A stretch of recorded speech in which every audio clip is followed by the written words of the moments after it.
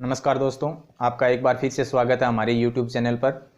जैसा कि हमने पिछले सेशन में किया था, राज्य विधानमंडल से संबंधित कुछ क्वेश्चन किए थे। आज मैं आपके सामने एक बार फिर से हाजिर हूं कुछ और इम्पोर्टेंट क्वेश्चन लेकर। तो देखिए, आपके सामने रहा ये पहला क्वेश्चन। राज्यपालों के संदर्भ में निम्न में से कौन सा एक कथन सत्य नहीं है। आपके सामने 4 कथन दिए हैं, इनमें से बताना है कि कौन सा कथन सत्य नहीं है। वह राज्य की विधायिका का अंग होता है। दूसरा ऑप्शन है वह मृत्युदंड को क्षमा कर सकता है। तीसरा ऑप्शन है वह राज्य के उच्च न्यायालय के न्यायाधीशों की नियुक्ति नहीं करता। चौथा ऑप्शन है उसके पास आपातकालीन शक्तियां नहीं हैं। तो देखिए, राज्यपाल के बारे में हमने कल चर्चा की थी कि राज्यपाल राज्य की विधायिका का एक अभिन्न अंग होता है। ठीक है, हमने कल पढ़ा था अनुच्छेद 168, जिसके तहत क्या था, राज्य की जो विधायिका है, जिस विधानमंडल का निर्माण होता है, वह राज्यपाल और विधानसभा, साथ ही साथ जिस राज्य में विधान परिषद है, इन तीनों से मिलकर राज्य विधानमंडल का निर्माण होता है। तो राज्यपाल राज्य की विधायिका का एक अभिन्न अंग होता है। पहला ऑप्शन इसका सही आता है। दूसरा ऑप्शन दे रखा है कि वह मृत्युदंड को क्षमा कर सकता है। ठीक है, तो देखिए, राज्यपाल के पास ऐसी कोई शक्ति नहीं होती कि वह मृत्युदंड को क्षमा कर सके। अनुच्छेद 72 के तहत क्या होती है, राष्ट्रपति के पास शक्तियां होती है कि वह क्षमा दान कर सकता है, साथ ही साथ मृत्युदंड को भी क्षमा कर सकता है। इसी प्रकार से क्षमा दान की शक्तियां अनुच्छेद 161 में राज्यपाल के लिए भी दी हुई है, जिनके तहत वह किसी भी सजा को जो राज्य की विधि के अधीन किसी व्यक्ति ने अपराध किया है, उससे संबंधित किसी भी सजा को क्या कर सकता है, माफ नहीं कर सकता, कम कर सकता है, या फिर सजा को माफ भी कर सकता है, लेकिन मृत्युदंड को कभी भी माफ नहीं कर सकता। ठीक है, तो दूसरा ऑप्शन भी गलत हो जाएगा। वह राज्य के उच्च न्यायालय के न्यायाधीशों की नियुक्ति नहीं करता।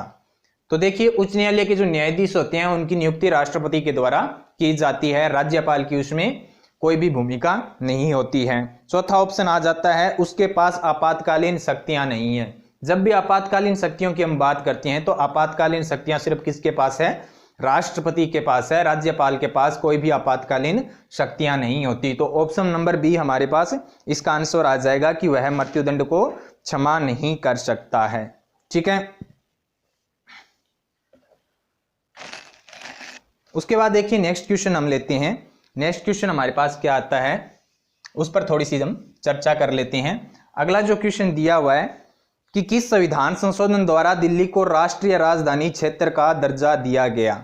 अब देखिए, दिल्ली से संबंधित अगर हम बात करते हैं तो दिल्ली एक केंद्र शासित प्रदेश है। ठीक है, पहले यह सी श्रेणी में आता था। जिस समय भारत का जो एकीकरण किया गया था, उस समय इसको सी श्रेणी में रखा गया था, लेकिन 1956 में इसे एक केंद्र शासित प्रदेश का दर्जा दे दिया गया था। लेकिन देखिए, एक संविधान संशोधन हुआ था, 69वां संविधान संशोधन। 69वां संविधान संशोधन हुआ था। 69वें संविधान संशोधन के द्वारा क्या कर दिया गया, दिल्ली को राष्ट्रीय राजधानी क्षेत्र का दर्जा दे दिया गया था। साथ ही साथ और क्या किया गया कि 69वें संविधान संशोधन के द्वारा ही दिल्ली में एक विधानसभा का भी गठन किया गया था। ध्यान रखिएगा, अगर आपसे पूछ लिया जाए कि दिल्ली में विधानसभा का गठन किस संविधान संशोधन के द्वारा किया गया, तो 69वें संविधान संशोधन के द्वारा किया गया था। साथ ही साथ एक चीज और याद रखिएगा कि दिल्ली के जो विधानसभा के सदस्य होते हैं, वो राष्ट्रपति के चुनाव में भी भाग लेते हैं। तो ध्यान रखिएगा कि दिल्ली और पांडिचेरी की अगर हम बात करते हैं, तो ये दोनों ही केंद्र शासित प्रदेश हैं। ऐसे केंद्र शासित प्रदेश हैं जहां पर इनकी विधानसभाएं हैं। तो इन दोनों को राष्ट्रपति के चुनाव में भाग लेने का जो अधिकार दिया गया था, वो किस संविधान संशोधन द्वारा दिया गया था, तो 70वां संविधान संशोधन आ जाएगा। ठीक है, तो ये दोनों इंपॉर्टेंट फैक्ट याद रखिएगा कि 69वें संविधान संशोधन के द्वारा दिल्ली को राष्ट्रीय राजधानी क्षेत्र का दर्जा दिया गया। साथ ही साथ वहां पर एक 70 सदस्यीय विधानसभा का भी गठन किया गया था, और 70वें संविधान संशोधन के द्वारा दिल्ली और पांडिचेरी को राष्ट्रपति के चुनाव में भाग लेने का अधिकार दिया गया था।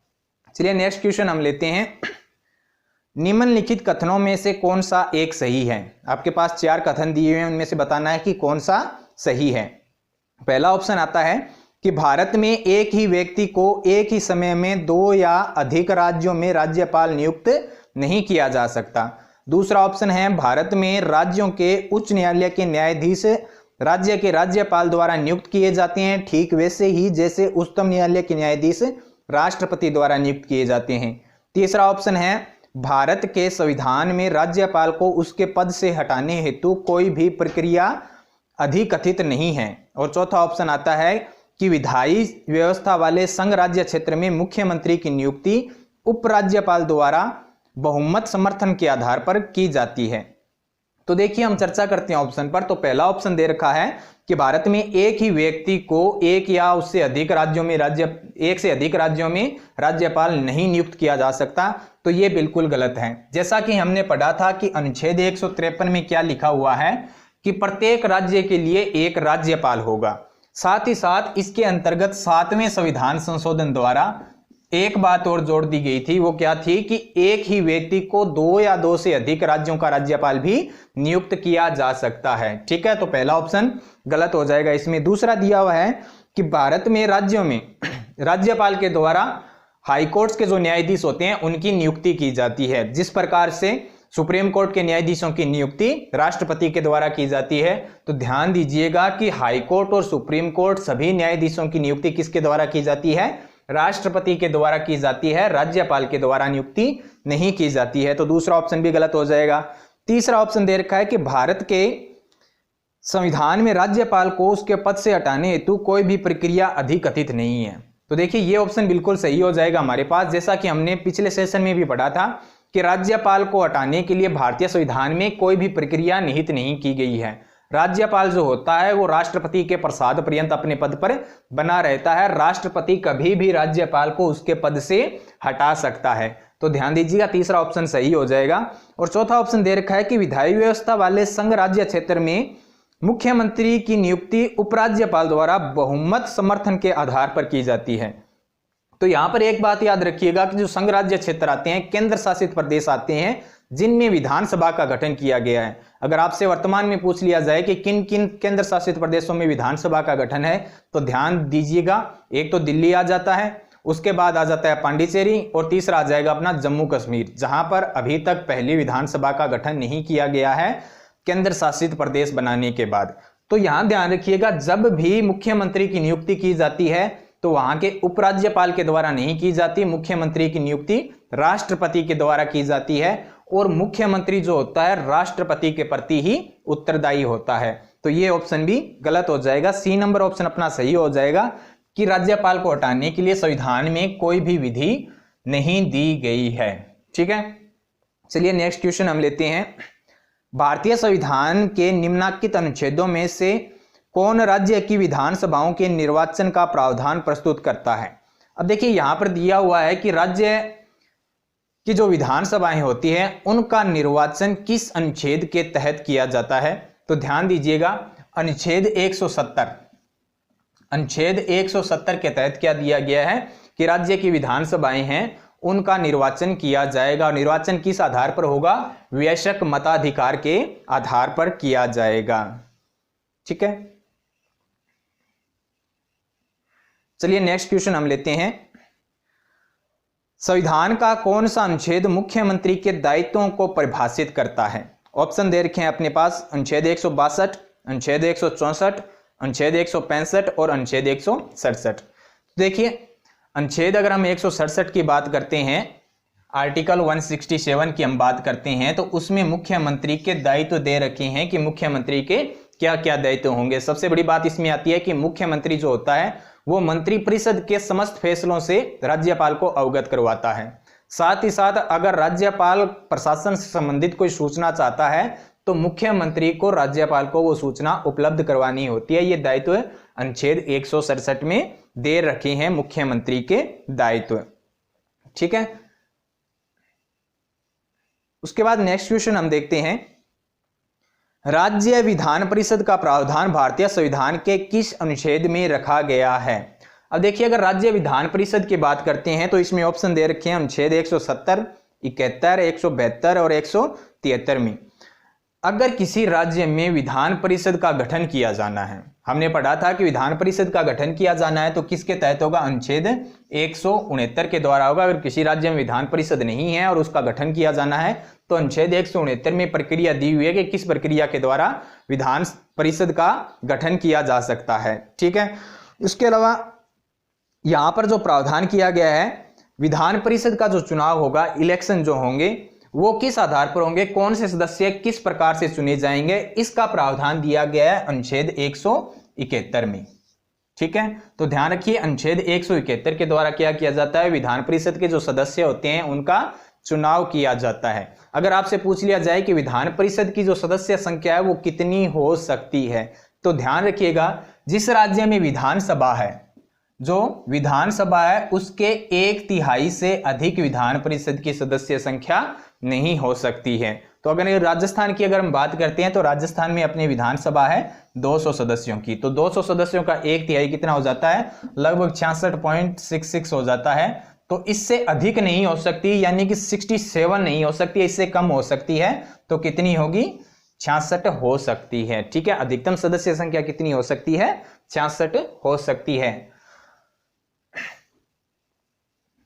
उसके बाद देखिए हम नेक्स्ट क्वेश्चन लेते हैं कि राज्य विधानसभाओं में आंग्ल भारतीय समुदाय के लिए प्रतिनिधित्व का प्रावधान भारत के संविधान में किस अनुच्छेद द्वारा किया गया है। अब देखिए ये किया गया था, वर्तमान में नहीं किया गया है। तो ध्यान दीजिए, आंग्ल भारतीय समुदाय के लोग आते हैं, अगर किसी राज्य में आंग्ल भारतीय समुदाय के लोग निवास करते हैं और उनको उचित प्रतिनिधित्व नहीं मिल पा रहा है, यानी कि कोई भी सदस्य विधानसभा में चुनकर नहीं गया है आंग्ल भारतीय समुदाय का, तब राज्यपाल क्या कर सकता है, किसी भी एक आंग्ल भारतीय को विधानसभा में मनोनीत कर सकता था। ठीक है, कर सकता था, वर्तमान में नहीं कर सकता। और वो किस अनुच्छेद के तहत कर सकता था, तो अनुच्छेद 333।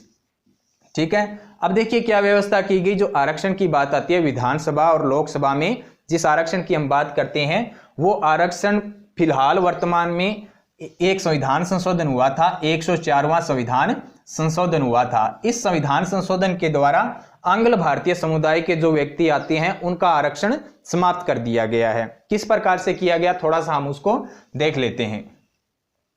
देखिए आरक्षण से संबंधित 5 अनुच्छेद आते हैं, कौन कौन से आ जाएंगे, 330 आ जाएगा अनुच्छेद, अनुच्छेद 331, अनुच्छेद 332, 333 और 334 आ जाएगा। अब देखिए 330 में क्या दिया हुआ है, 330 में देखिए क्या दिया हुआ है, लोकसभा में बात करें हम, लोकसभा में आरक्षण दिया हुआ है, किसको दिया हुआ है, एससी और एसटी को।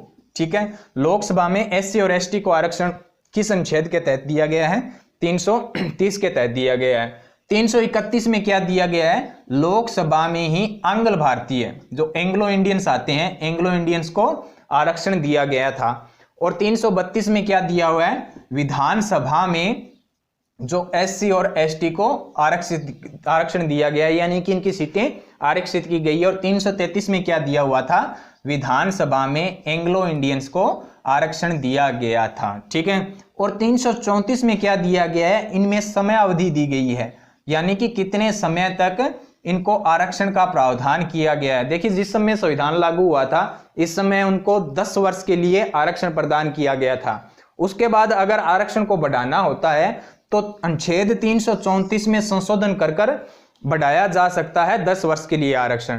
तो अब देखिए 2020 में क्या हो रहा था, इसकी अवधि समाप्त हो रही थी, तो 2020 में क्या किया गया, 104वां संविधान संशोधन किया गया।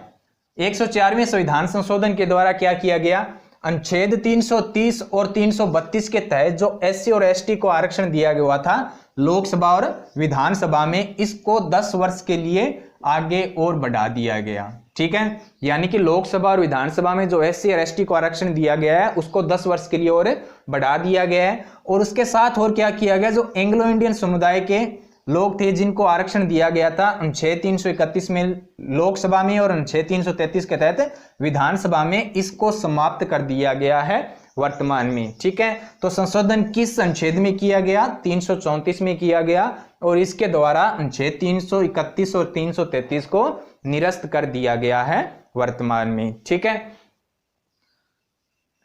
तो ये आरक्षण की बात आती है विधानसभा में और लोकसभा में जो आरक्षण दिया हुआ है एससी एसटी और एंग्लो इंडियन को दिया हुआ था उसके संबंध में। ठीक है, नेक्स्ट क्वेश्चन आपके सामने है, राज्य विधानसभा निम्नलिखित में से किस के निर्वाचन में भाग लेती है। ऑप्शन दे रखे हैं भारत के राष्ट्रपति के, भारत के उपराष्ट्रपति के, राज्यसभा के सदस्यों के, राज्य विधान परिषद के सदस्यों के। तो देखिए अगर विधानसभा के सदस्यों की बात करें तो किन किन के निर्वाचन में भाग लेते हैं, तो उसको समझने के लिए देखिए भारत का जो राष्ट्रपति होता है, राष्ट्रपति के चुनाव में भी विधानसभा के सदस्य भाग लेते हैं। ठीक है, उसके बाद देखिए, उसके बाद दे रखा है इसमें ऑप्शन अगला, राज्यसभा के सदस्यों। देखिए राज्यसभा के जो सदस्य चुने जाते हैं वो विधानसभा के सदस्यों द्वारा ही चुनकर भेजे जाते हैं राज्यसभा के लिए, इनके अप्रत्यक्ष मतदान होता है। उसके बाद अगर हम बात करें विधान परिषद, जिस राज्य में विधान परिषद है तो उस राज्य की विधान परिषद के 1/3 सदस्यों का निर्वाचन भी किसके द्वारा किया जाता है, विधानसभा के सदस्यों के द्वारा ही किया जाता है। ठीक है, तो इन तीनों के निर्वाचन में विधानसभा के सदस्य भाग लेते हैं। उपराष्ट्रपति के इलेक्शन में ये भाग नहीं लेते हैं। ठीक है, ध्यान रखिएगा, उपराष्ट्रपति के इलेक्शन में भाग नहीं लेते। उपराष्ट्रपति के चुनाव के समय संसद के सभी सदस्यों के द्वारा उपराष्ट्रपति का चुनाव किया जाता है। एक बात यहां पर यह भी ध्यान रखिएगा कि विधानसभा के जो सदस्य होते हैं राष्ट्रपति के चुनाव में तो भाग लेते हैं, लेकिन जब राष्ट्रपति के खिलाफ महाभियोग लगाया जाता है या उसको हटाने की प्रक्रिया चल रही होती है, उस समय विधानसभा के सदस्य इसमें भाग नहीं लेते हैं। ठीक है, ये चीज ध्यान रखिएगा। तो ऑप्शन कौन कौन से सही हो जाएंगे अपने यहां पर, ऑप्शन नंबर 1, 3 और 4 सही हो जाएंगे, बी नंबर ऑप्शन अपना सही हो जाएगा। चलिए नेक्स्ट क्वेश्चन हम लेते हैं। निम्नलिखित कथनों पर विचार कीजिए। 2 कथन दिए गए हैं, इनमें से बताना है कौन सा सही है और कौन सा नहीं। पहला ऑप्शन दे रखा है भारत के किसी राज्य की विधान परिषद आकार में उस राज्य की विधानसभा के आधे से बड़ी हो सकती है। दूसरा है किसी राज्य का राज्यपाल उस राज्य की विधान परिषद के सभापति को नाम निर्देशित करता है। तो ध्यान दीजिए, दोनों ही ऑप्शन की हम चर्चा कर लेते हैं। पहले ऑप्शन की हम चर्चा कर चुके हैं अभी यहां पर थोड़ी देर पहले कि राज्य की जो विधान परिषद होती है, विधान परिषद का आकार अधिकतम कितना हो सकता है, विधानसभा का कितना हो सकता है, 1/3 ही हो सकता है। तो पहला ऑप्शन भी गलत हो जाएगा। दूसरा ऑप्शन दे रखा है कि राज्यपाल के द्वारा विधानसभा के सभापति को नियुक्त किया जाता है या उसका नाम लिया जाता है, राज्यपाल के द्वारा चुना जाता है। तो ध्यान दीजिएगा, जो विधानसभा का अध्यक्ष होता है या फिर सभापति होता है, उसका चुनाव विधानसभा के सदस्यों के द्वारा अपने आप में से ही किसी को सभापति या अध्यक्ष बनाया जाता है। तो दोनों ही ऑप्शन इसमें गलत हो जाएंगे। 4 नंबर ऑप्शन सही हो जाएगा, ना तो 1 और ना ही 2 आ जाएगा। ठीक है, चलिए नेक्स्ट क्वेश्चन हम देखते हैं। इसमें नेक्स्ट क्वेश्चन दे रखा है कि संविधान का कौन सा संशोधन एक व्यक्ति को 2 या 2 से अधिक राज्यों का राज्यपाल नियुक्त करने का अधिकार देता है। तो इस क्वेश्चन को तो हम कई बार डिस्कस कर चुके हैं कि 7वें संविधान संशोधन द्वारा, किस संविधान संशोधन द्वारा, 7वें संविधान संशोधन द्वारा यह किया गया था। अनुच्छेद 153 में एक बात जोड़ी गई थी कि एक ही व्यक्ति को 2 या 2 से अधिक राज्यों का राज्यपाल नियुक्त किया जा सकता है। ठीक है, उसके बाद नेक्स्ट क्वेश्चन देखिए। नेक्स्ट क्वेश्चन आता है कि निम्नलिखित में से कौन एक राज्य के विधानमंडल के किसी सदस्य के निरर्हता से संबंधित किसी प्रश्न का विनिश्चय करने हेतु अंतिम सत्ता है। ऑप्शन दे रखे हैं राज्यपाल, विधानसभा का अध्यक्ष, मुख्यमंत्री और उच्च न्यायालय। तो देखिए, अगर कभी भी राज्य विधानसभा से संबंधित बात आती है तो उसके जो सदस्य होते हैं उसकी निरर्हता या अयोग्यता की हम बात कर लेते हैं। अयोग्यता से संबंधित जब भी कोई प्रश्न उठता है तब उसका फैसला, अंतिम फैसला किसके द्वारा किया जाता है, राज्यपाल के द्वारा किया जाता है कि वो योग्य है या नहीं है या अयोग्य है। ठीक है, और राज्यपाल ये फैसला किसके परामर्श से करता है या फिर किससे सहयोग लेकर करता है।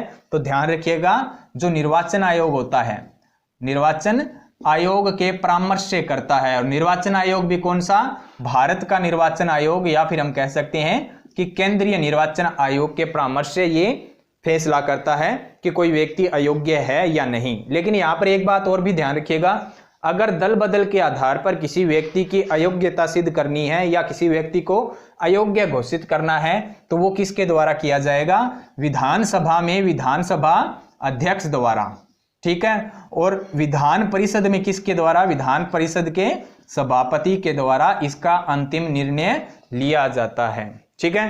तो ये थे दोस्तों आज के क्वेश्चन। उम्मीद करता हूं कि आपको अच्छे लगेंगे और आगे से ऐसे ही क्वेश्चन हम और जारी रखेंगे। धन्यवाद।